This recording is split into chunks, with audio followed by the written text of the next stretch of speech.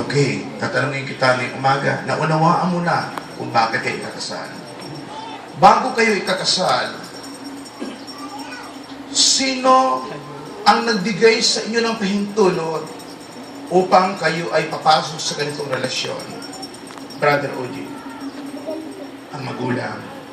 Ngayon sa pagkakataong ito, gusto ko po na lapitan mo iyong magulang at magpapasalamat ka sa iyong magulang sa kapagkat pinalaki kayo yung magulang, maayos, at kaya ka naging tao dahil sa magulang mo na kung saan pinatubay ka na hanggang dumating ka sa panahon na kung saan ikay pinagpala ng ating Panginoon. Lapitan mo yung magulang at magpapaalam ka at magpapasalamat ka sa Kanya.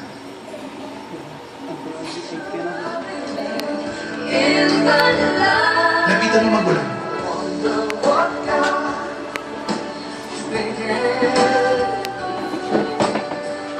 Nagkakailan sila? Salamat sa suporta. Sounds, walang sounds.